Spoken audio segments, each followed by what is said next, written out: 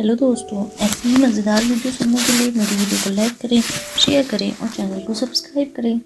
अनीका ने जो दिमाग को शांत करने वाली टैबलेट अपने हाथों से बनाई थी, आज वही टैबलेट अनीका के दिमाग को शांत करने में अनीका की मदद कर रही थी। अनीका के मन में एक साथ कई सवाल आए थे, जिनके जवाब खुद को न पता होने की वजह से अनीका काफ़ी ज़्यादा हाइपर हो रही थी। अनीका का बीपी अचानक हाई होने की वजह से अनीका का चेहरा पूरी तरह से लाल पड़ चुका था। जैसे ही राजलक्ष्मी ने अनीका की हालत देखी, राजलक्ष्मी ने अनीका को उसी की बनाई हुई दिमाग शांत करने वाली टैबलेट खिला दी और बहुत जल्द दिमाग को शांत करने वाली टैबलेट अनीका पर असर दिखाने लगी। मगर हैरानी की बात ये थी कुछ देर शांत रहने के बाद अनीका ने राजलक्ष्मी को एक ऐसी बात कही थी कि राजलक्ष्मी के होश उड़ गए। अनीका ने राजलक्ष्मी की आंखों में आके डालकर कहा, रोहित मारवा इज अ मर्डरर। राजलक्ष्मी को समझ में नहीं आ रहा था कि आखिर अनीका रोहित के बारे में ऐसे क्यों कह रही थी। दरवाजे पर खटखटा रहे रोहित मालवा के बारे में अनीका ऐसा क्यों कह रही थी। ये बात राजलक्ष्मी की समझ के बाहर थी। दरवाजा खटखटाने का शोर बढ़ता ही गया। राजलक्ष्मी अभी भी पूरी तरह से शॉक में थी, मगर जब रोहित बार बार दरवाजा खटखटा कर अनीका और श्रेया को आवाज़ लगा रहा था, तो अपने आप को संभालते हुए राजलक्ष्मी ने अनीका के हाथों में पानी का गिलास लिया और साइड टेबल की ओर रखकर उसने दरवाजा खोल दिया। दरवाजा खुलते ही रोहित दौड़कर अंदर आया। जब रोहित ने देखा कि अनीका बिस्तर पर बैठी थी और अनीका पूरी तरह से जाग चुकी थी, तो रोहित के चेहरे पर मुस्कान आ गई। रोहित जल्दी से अनीका के पास गया और कहने लगा, how are you feeling now Anika, क्या तुम ठीक हो। रोहित को कहीं ना कहीं उम्मीद थी कि नींद से उठने के बाद अनीका पहले की तरह बिल्कुल नॉर्मल हो जाएगी और शायद अनीका को सब कुछ वापस याद आ जाए। रोहित बस मन ही मन ये प्रार्थना कर रहा था कि ऐसा चमत्कार हो जाए, अनीका की नींद खुलते ही अनीका को सब कुछ वापस याद आ जाए और अनीका और रोहित की फैमिली फिर से पहले की तरह नॉर्मल ज़िंदगी जीना शुरू कर दे। मगर जब रोहित ने देखा कि अनीका की आंखों में अभी भी वही हैरानी नजर आ रही थी जो पिछली रात को नजर आ रही थी, तो रोहित के चेहरे की मुस्कुराहट फिर से कुछ कम हो गई। अनीका जमीन की ओर देखकर कुछ सोच रही थी। रोहित अनीका को ज़्यादा परेशान नहीं करना चाहता था, इसलिए अनीका को अकेला छोड़कर रोहित श्रेया के पास जाकर कहने लगा, I am really very sorry. तुम तो अनीका की हालत देख ही रही हो। आकाश के साथ जो कुछ भी हुआ उसका मुझे बहुत दुख और अफसोस है, मगर मेरा यकीन करना कि ऐसे वक्त पर हम मारवा खानदान के लिए गुलेरिया परिवार के साथ कंधे से कंधा मिलाकर खड़े हैं। हाँ, आकाश को अंतिम विदाई देने के लिए मैं और अनीका नहीं पहुंच पाए, मगर तुम तो अपनी आंखों से देख रही हो यहाँ पर जो कुछ भी हो रहा है। पता नहीं ऐसा कैसे हो गया, पता नहीं किसकी नज़र लग गई हमारी खुशियों को। एक तरफ आकाश के साथ इतना बड़ा हादसा हो गया और दूसरी तरफ अनीका पूरी तरह से सब कुछ भूल चुकी है। वो तो अपने आप को भी नहीं जानती। मेरी समझ में नहीं आ रहा कि अचानक ऐसा सब कैसे हो गया। रोहित बड़े ही प्यार से श्रेया के साथ बातें कर रहा था, मगर तभी अचानक श्रेया ने अपने कदम पीछे हटा लिए। श्रेया का इस तरह का रिएक्शन देखकर रोहित काफ़ी हैरान रह गया। श्रेया की आंखों में रोहित को अपने लिए गुस्सा नजर आ रहा था। रोहित ने इससे पहले कभी भी श्रेया को इस तरह का बर्ताव करते हुए नहीं देखा था। रोहित अच्छी तरह से जानता था कि शायद आकाश की मौत ने श्रेया को अंदर से तोड़ दिया था, मगर इस वक्त श्रेया के चेहरे पर जो रिएक्शन देख रहे थे वो श्रेया के नेचर के बिल्कुल अपोजिट थे। जैसे ही रोहित ने श्रेया की ओर अपने कदम बढ़ाने की कोशिश की, श्रेया तेजी से कमरे से बाहर निकल गई। रोहित चुपचाप वहीं खड़ा श्रेया को कमरे से बाहर जाते देखता रहा। रोहित जानता था कि श्रेया अपनी जिंदगी के सबसे मुश्किल दौर से गुजर रही थी और ऐसे वक्त में रोहित और अनीका श्रेया का साथ देने के लिए उसके साथ मौजूद नहीं थे, इसलिए शायद श्रेया को बुरा लग रहा हो। श्रेया के जाने के बाद रोहित उदास होकर राजलक्ष्मी की ओर मुड़कर कहने लगा, राजलक्ष्मी का आखिरी उम्मीद थी, मगर अब उस पर भी पानी फिर चुका है। मैंने बस एक उम्मीद की थी कि सुबह होते ही जब अनीका जागे तब उस तरह की याददाश्त लौट आए। रोहित अपनी बात कहते हुए बीच में उदास होकर कमरे में रखी लकड़ी की कुर्सी पर बैठ गया। राजलक्ष्मी की हैरानी अभी भी कम नहीं हुई थी। अनीका के मुंह से अभी अभी राजलक्ष्मी ने रोहित के बारे में जो बात सुनी थी वो काफ़ी चौंकाने वाली थी। राजलक्ष्मी को समझ नहीं आ रहा था कि अनीका ने जो बात रोहित के लिए कही थी उसे कहनी भी चाहिए थी या नहीं, मगर मन ही मन राजलक्ष्मी ये भी सोचने लगी कि कहीं उसकी मैडम के साथ ऐसा कोई हादसा तो नहीं हुआ था जिसकी वजह से उनके दिमाग पर इतनी इमोशनल चोट पड़ी थी कि उनकी याददाश्त चली गई। डॉक्टर सेठ के मुताबिक भी अनीका की फिजिकल कंडीशन बिल्कुल नॉर्मल थी। अनीका के वाइल्ड सेल्स, हार्ट बीट सब कुछ नॉर्मल थे। फिर आखिर अनीका की याददाश्त जाने का कारण क्या था। कहीं न कहीं राजलक्ष्मी के मन में उलझन बढ़ती जा रही थी। क्या अनीका की याददाश्त खोने की वजह खुद रोहित मारवा था। ये बात अब राजलक्ष्मी को अंदर ही अंदर खाई जा रही थी। रेगिस्तान की तपती हुई धूप में कुछ घूंघट वाली औरतें रेगिस्तान की रेत को फावड़े से हटाकर रेत में गड्ढा करने की कोशिश कर रही थी। धूप इतनी ज़्यादा थी कि कुछ हाथ मारने के बाद एक औरत फावड़ा अपने पीछे खड़ी साथ वाली औरत को देने लगती थी। हर औरत बारी बारी से काम करती और बारी बारी से आराम करती। रेत में गहरा गड्ढा खंडर के ठीक सामने बनाया जा रहा था। खंडर के अंदर एक ही जैसे लिबास में हजारों से भी ज्यादा घूंघट वाली औरतें रेगिस्तान की ओर देख रही थी। वो अपनी साथी को रेगिस्तान की धूप में रेत के गड्ढा करते हुए देख रही थी। एक तरफ खंडर की चौखट पर कुछ औरतें बैठकर अपनी छाती पीट पीट कर जोर जोर से रोने लगी थी। आसमान में कई गिद्ध उड़ते नजर आ रहे थे। अपनी ही छाती जोर जोर से पीट कर रोने वाली औरतों के सामने 8 लाशें पड़ी थी। बाकी सारी औरतें जो खड़ी थी वह चुपचाप अपनी साथी औरतों को गड्ढा खोदते हुए देख रही थी। ना तो उनमें से किसी की रोने की आवाज आ रही थी, ना ही वह औरतें चुपके से सिसकियां ले रही थी। तो से ज्यादा पूरा माहौल ऐसे लग रहा था जैसे ऐसा करना उनका रिवाज था। तभी अचानक रेगिस्तान में तेजी से हवाएं चलने लगी। जमीन पर पड़ी लाशों को कफन उड़ाया गया था। तेजी से चल रही हवाओं की वजह से बार बार लाशों के चेहरे से कफन उड़ रहा था। मरी हुई औरतों के चेहरे उड़ते हुए कफन में कभी नजर आते तो कभी कफन से गायब हो जाते। तभी घूंघट ओढ़ी दमयंती देवी अचानक घूंघट वाली औरतों के बीच से रास्ता बनाती हुई उन रोती हुई औरतों के पास जाकर खड़ी हो गई। अपनी माँ साहब को आता हुआ देखकर धीरे धीरे सारी औरतें अपनी लीडर की ओर अपना चेहरा करके खड़ी होने लगी। तभी एक घूंघट वाली औरत दमयंती के पास आकर कहने लगी, माँ साहब, आज हमारी 8 साथी शहीद हो गई हैं। क्या आपको लगता है कि इन्हें आपने जो सजा दी है वह सही है? उस औरत की आवाज़ से ऐसा लग रहा था जैसे घूंघट के पीछे आवाज़ किसी बहुत ही कम उम्र वाली लड़की की थी जिसे अपने साथियों के मरने का काफ़ी दुख था। मगर जैसे ही उस लड़की ने दमयंती देवी से ये बात कही, एक घूंघट वाली औरत ने उसे पकड़कर पीछे की ओर खींच लिया। उस लड़की ने भी तुरंत अपना सर झुका लिया। उस लड़की को देखकर ये साफ पता चलता था कि उस पूरे खंडर में दमयंती देवी के खिलाफ बोलना सिर्फ गलती नहीं मगर एक बहुत बड़ा गुनाह माना जाता था। दमयंती देवी सिर्फ वहाँ की लीडर नहीं थी मगर उन औरतों के लिए एक मसीहा थी और दमयंती देवी के खिलाफ बोलने वाले वहाँ का कानून का उल्लंघन था। दमयंती देवी धीरे से चलकर उस लड़की के पास आई और उस लड़की के कानों में जाकर बड़ी ही धीमी आवाज और सख्त आवाज में कहने लगी, जो कुछ भी किया है वह मैंने अपनी मर्जी से नहीं किया। इस मौत की दुनिया में जिंदगी ढूंढ रही हम सभी औरतों के लिए कुछ कानून बनाए गए हैं। उन कानून का उल्लंघन करने वालों को सजा तो जरूर मिलनी चाहिए। इन्हें मारते वक्त मुझे जितना दुख हुआ है वह सिर्फ मैं ही जानती हूँ। बड़े ही प्यार से मैंने तुम सबको पाला है। इस दुनिया में तुम सब मेरी बेटियां हो जिन्हें मैं समाज के जुल्मों से दूर लेकर आई हूँ। क्या तुम्हें लगता है कि ऐसा फूल जैसी बेटियों को सजा देकर मैं खुश हूँ? उस लड़की के पास दमयंती देवी की बातों का कोई जवाब नहीं था। जब दमयंती देवी ने देखा कि अब उस लड़की की आवाज़ पूरी तरह से दब चुकी थी तो अपनी साथियों की तरफ मुड़कर दमयंती देवी कहने लगी, आज हमारे लिए एक बहुत दुख का दिन है। वो लड़की जिसके पास अमर होने की जड़ी बूटी है वो हमारे हाथ लग गई थी। अगर हम उस लड़की के पास से अमर होने की जड़ी बूटी पाने में कामयाब हो जाते तो फिर सोचो हम इस दुनिया पर राज कर सकती थी। यहाँ हर औरत के दिल में अपने ऊपर हुई प्रताड़ना का बदला लेने की आग जल रही है।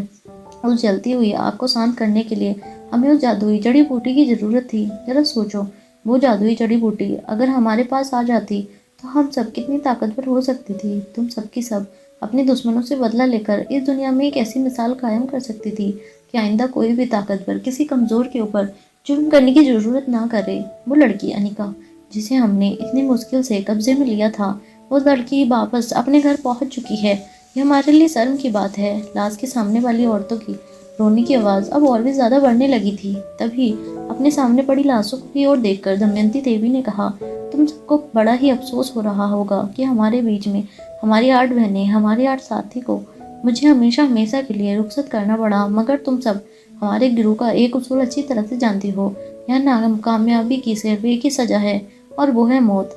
वो लड़की जो हमारे हाथ से निकल गई वो सिर्फ हमारा ही नहीं बल्कि हम जैसी कई कमजोर, लाचार और दुखियारी औरतों का भविष्य बदल सकती थी। इन्हें मारते वक्त मेरे भी हाथ कांप रहे थे। तुम सबको मेरी अपनी बेटी की तरह पाला है अपने हाथ से। जब भी मैं तुम में से किसी एक की जान लेती हूँ तो मुझे बहुत दुख होता है। मुझे कभी कभी तो ये लगता है कि अपने ही बनाए हुए नियम तोड़ दूँ, लेकिन मगर हमारा गिरोह जिन उसूलों पर बना है अगर उन्हीं उसूलों को हम तोड़ने लगे तो वो दिन दूर नहीं जब हमारा बनाया हुआ ये मौत का साम्राज्य सचमुच खाक में मिल जाएगा। कुछ औरतों की आवाज़ आकर एक एक करके अपने साथियों की लाश ले जाकर उस गड्ढे में दफनाने लगी।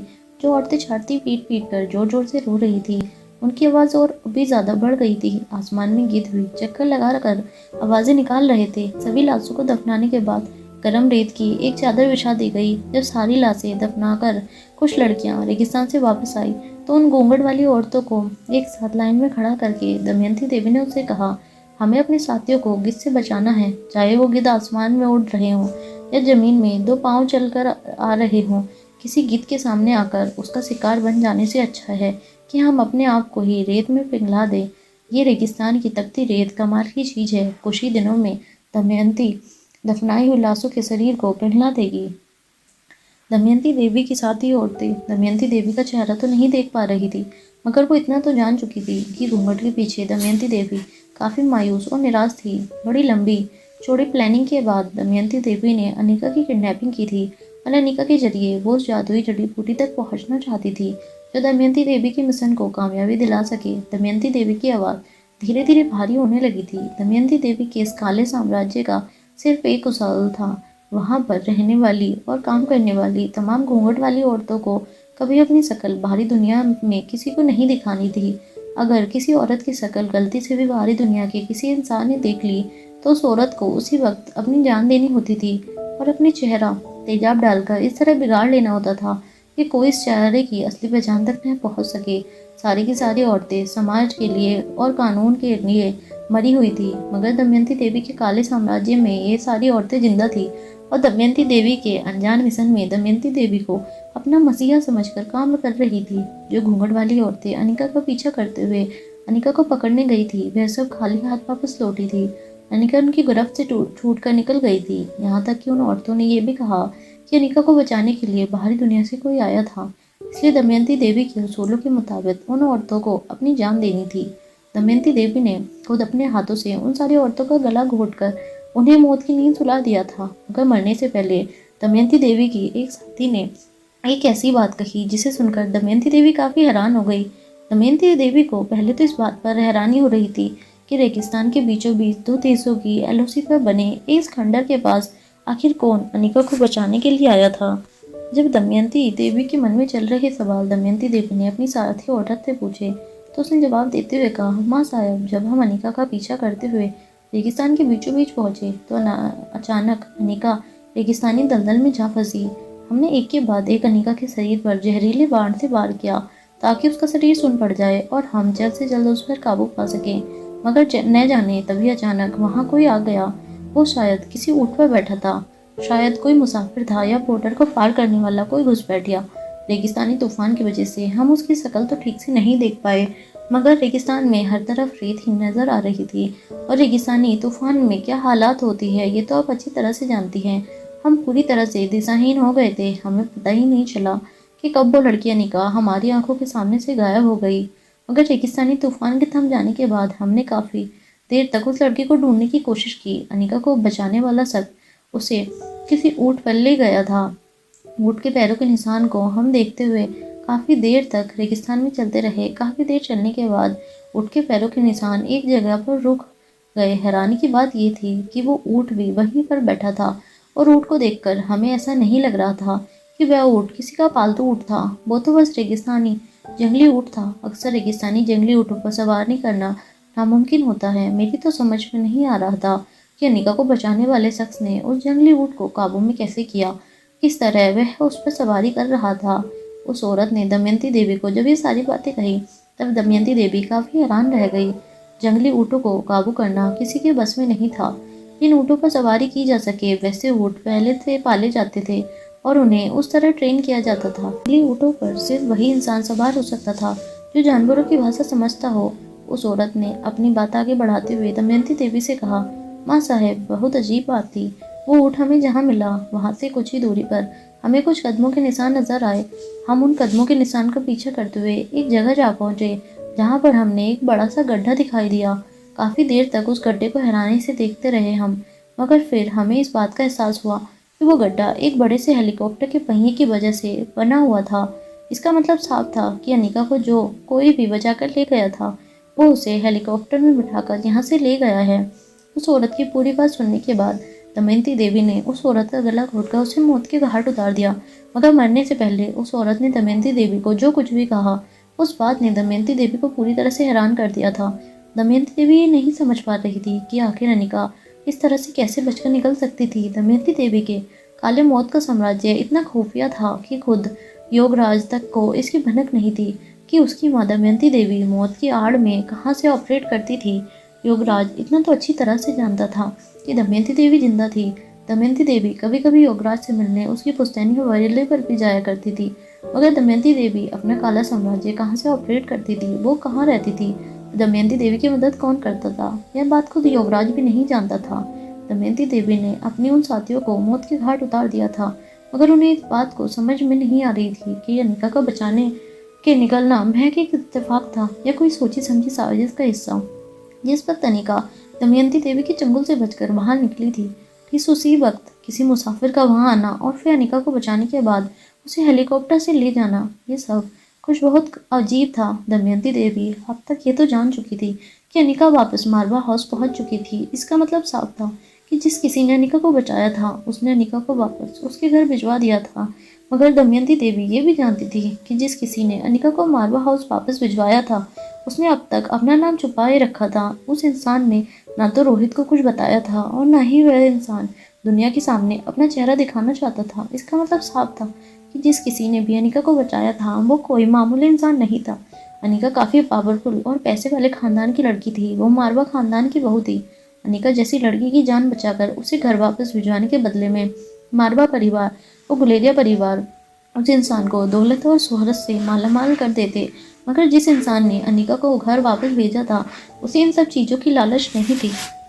दमयंती देवी अब एक गहरी सोच में पड़ गई थी कि आखिर कौन हो सकता था वो इंसान जिसने अनिका की जान बचाई थी। तो दमयंती देवी के हाथ जो जादुई जड़ी बूटी लगने की वाली थी उसे दमयंती देवी से छीनकर इतनी दूर ले गया कि अब दोबारा उसे पाना दमयंती देवी के लिए और भी ज़्यादा मुश्किल हो गया था। दमयंती देवी जानती थी कि एक बार अनिका की किडनैपिंग हो चुकी थी, इसलिए मारवा परिवार और गुलेरिया परिवार ने अनिका के लिए रखी हुई सिक्योरिटी और भी ज़्यादा टाइट कर दी होगी। इसलिए इस बार अनिका पर कब्जा करना बेहद मुश्किल होने वाला था। मगर दमयंती देवी भी मन ही मन ये तय कर चुकी थी कि चाहे कुछ भी हो जाए, P16 पावर ड्रग को पाने के लिए वो जमीन आसमान एक कर देंगी। मरी हुई औरतों की आत्मा की शांति की प्रार्थना करने के बाद दमयंती देवी खंडर के अंदर अपने एक सीक्रेट कमरे के अंदर चली गई। खंडर के ग्राउंड फ्लोर पर बना ये छोटा सा कमरा दिखने में तो काफ़ी पुराना था, मगर उस अंधेरे कमरे के अंदर कहीं लाल नीली और लाइट जल रही थी। कमरे के अंदर दो घूंघट वाली औरतें बैठकर एक बड़ी सी मशीन पर कुछ काम कर रही थी। तभी दमयंती देवी ने एक बड़ा सा फ़ोन का रिसीवर उठाकर अपने कानों पर लगाया। कुछ देर तक उनके कानों पर फ़ोन की रिंग सुनाई दे रही थी। फिर अचानक कॉल कनेक्ट हुआ। तब दमयंती देवी के कानों पर योगराज की आवाज़ पड़ी। योगराज ने दमयंती देवी से कहा, बताओ माँ, क्या हुक्म है। दमयंती देवी ने एक गहरी सांस लेते हुए अपने बेटे से कहा, बड़े बड़े कामों की उम्मीद मैं तुमसे नहीं करती। तुम्हें इस दुनिया के राजा के तख्त पर बैठते हुए देखने के मेरे अरमान को मैं खुद अपने काम से अंजाम दूंगी। बस एक छोटा सा काम करना है तुम्हें। जरा पता लगाओ कि अनिका को घर पहुंचाने वाला कौन था, वो कहाँ रहता है, क्या करता है, और जैसे ही तुम्हें पता चले तुम मुझे बताओ। तुम खुद कोई एक्शन मत लेना। तभी दमयंती देवी की कानों पर योगराज की आवाज़ पड़ी। योगराज ने दमयंती देवी से कहा, अरे माँ, आप चिंता मत कीजिए, मैंने अपने आदमी इसी काम के लिए पहले से लगा रखे हैं। कुछ ही दिनों में पता चल जाएगा कि अचानक ही अनिका की ज़िंदगी में कौन सा मसीहा आ गया उसकी ढाल बनकर। वैसे माँ, मुझे इस बात की बड़ी हैरानी हो रही है। आज तक तो कभी ऐसा नहीं हुआ कि तुम्हारे जंगल से दुश्मन बचकर बाहर निकल जाए, फिर आज ऐसा कैसे हो गया। मैं तो खुद भी नहीं जानता कि तुम इस वक्त कहाँ हो, किसके साथ हो, तुम्हारी मदद करने के लिए तुम्हारे साथ कौन कौन है। मगर आज तक इतने सालों में जब भी हमारा कोई भी दुश्मन एक बार गायब हुआ तो वो फिर वापस इस दुनिया में लौट कर नहीं आया। मगर इतने सालों में पहली बार हुआ है कि अनिका जिंदा भी गई आई है और हमारा काम भी पूरा नहीं हुआ। कुछ देर फ़ोन पर खामोश रहने के बाद दमयंती देवी ने अपने बेटे से कहा, किस्मत, इसी को किस्मत कहते हैं बेटा। अगर हर चीज़ इतनी आसानी से मिल जाती तो फिर दुनिया में लोग ख्वाहिश करना ही बंद कर देते। माना कि आज तक हमारी गिरफ्त से कोई दुश्मन बचकर बाहर नहीं निकल सका है, मगर कभी ना कभी तो ये होना ही था। ज़िंदगी चुनौतियों का नाम है और बिना चुनौतियों के ज़िंदगी बिल्कुल एक बंजर ज़मीन की तरह है। ना उस पर चला जा सकता है और ना ही उस पर धान उगाया जा सकता है।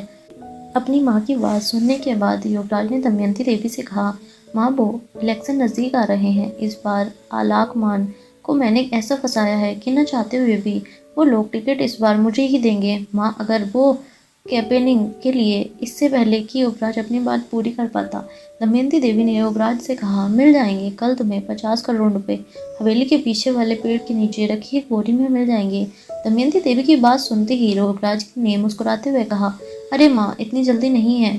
इससे पहले कि युवराज अपनी बात पूरी कर पाता, दमयंती देवी ने युवराज से कहा, जल्दी तो नहीं है तुम्हें इस दुनिया को राजा का ताज पहनाने की, मगर हम पत्थर को सोना बनाने के लिए पारस मणि की ज़रूरत होती है, और वो पारस मणि अनिका के गले में अटकी है। मगर मैं किसी भी हालत में अपने गले में हाथ डालकर वो पारस मणि छीन कर रहूंगी। युवराज से बात करने के बाद दमयंती देवी ने उस बड़े से फ़ोन का रिसीवर अंधेरे कमरे में बैठी घूंघट वाली औरत के हाथ में थमा दिया। उस कमरे में अलग अलग किस्म के सैटेलाइट फ़ोन लगे थे। दमयंती देवी ने कुछ देर मन ही मन को सोचने के बाद अपनी कमर पर अपने दोनों हाथ रखकर बड़ी ही सख्त आवाज में अपने सामने वाली औरत से कहा, मैं जो नंबर दे रही हूँ उस पर अभी के अभी मुझे कॉल लगा कर दो। इसके बाद दमयंती देवी ने उस औरत को एक नंबर दिया। उस औरत ने एक नंबर एक बड़े से कीबोर्ड पर टाइप कर दिया। फिर अचानक सामने रखी स्क्रीन पर अलग अलग कॉम्बिनेशन के नंबर दिखाई देने लगे। कुछ देर के बाद उन औरतों ने फ़ोन का रिसीवर दमयंती देवी के हाथ में पकड़ा दिया। दमयंती देवी ने कॉल कनेक्ट करते ही अपनी भारी और सख्त आवाज में कहा, जरा पता लगाओ रेगिस्तान में कौन सा मशीन का पंछी उड़ा था और वह कहाँ गया था। हमारे पिंजरे का एक परिंदा हमारे पिंजरे से उड़ गया है। अनिका को मिलने के बाद और अनिका की हालत देखने के बाद श्रेया काफ़ी ज़्यादा पैनिक हो चुकी थी। श्रेया ने अपने जीवन साथी आकाश को हमेशा हमेशा के लिए खो दिया था, मगर आकाश के जाने के बाद भी श्रेया को ये उम्मीद थी कि ज़िंदगी में हर मुश्किल से उसे बाहर निकालने के लिए अनिका उसका कंधा से कंधा मिलाकर उसके साथ खड़ी रहेगी। मगर अनिका खुद अपने वजूद को भूल गई थी, यहाँ तक कि अनिका को खुद का नाम भी याद नहीं था। श्रेया को अनिका की तो फिक्र हो ही रही थी, मगर उसके साथ साथ श्रेया के मन की उलझन और भी ज़्यादा बढ़ने लगी थी। श्रेया ये बात भी अच्छी तरह से जानती थी कि उसके पेट में 4 महीने का बच्चा पल रहा था। श्रेया इतनी ज़्यादा बौखला गई थी कि अब कार में बैठी बैठी श्रेया अपने आप से ही बातें कर रही थी। श्रेया की कार चला रहा ड्राइवर श्रेया की ऐसी हरकतों को देखकर काफ़ी परेशान हो गया था। उसने श्रेया को इससे पहले कभी इतना बौखलाया हुआ नहीं देखा था। खिड़की के बाहर देख रही श्रेया अचानक ही अपने आप से कहने लगी, तुम्हें अकेला ही लड़ना होगा, तुम्हें पिंकी के लिए लड़ना होगा, अपने होने वाले बच्चे के लिए लड़ना होगा, आकाश के लिए लड़ना होगा। आकाश तुम्हारे साथ ही है, तुम किसी भी बात की फिक्र मत करो। श्रेया की कार चला रहा ड्राइवर भी अच्छी तरह से जानता था कि श्रेया के ऊपर क्या बीत रही होगी, मगर ड्राइवर के चेहरे का डर साफ बता रहा था कि ड्राइवर को इस बात की चिंता थी कि धीरे धीरे श्रेया अपना मानसिक संतुलन खोती जा रही थी। घर के नौकर भी काफ़ी देर से आपस में बातें कर रहे थे कि आकाश के जाने के बाद श्रेया दिल खोलकर आंसू नहीं बहा रही थी। ऐसा लग रहा था जैसे उसने अपने अंदर आंसू का सैलाब भरकर रखा था, मगर आंखों के आगे एक बांध बना रखा था जो आंसू को बहने से रोक रहे थे। और सभी लोग एक बात अच्छी तरह से जानते थे कि इस तरह अपने मन में छिपी भावनाओं को दबाकर रखना इंसान के लिए नासूर साबित हो सकता था। श्रेया पर जो दुख का पहाड़ टूटा था वो इतना बड़ा था कि श्रेया के लिए ज़िंदगी जीने का मकसद ढूंढ पाना बेहद मुश्किल हो गया था, और मकसद के बगैर की ज़िंदगी इंसान के लिए श्राप साबित हो सकती थी। ये बात अच्छी तरह से जानते थे। तभी अचानक ही ड्राइवर ने मिरर देखा। तब ड्राइवर ने ये नोटिस किया कि श्रेया अचानक ही अपने नाखून चबाने लगी थी। श्रेया की आंखें बड़ी बड़ी होने लगी थी और वह बार बार अपने हाथों की मुट्ठियां कस रही थी।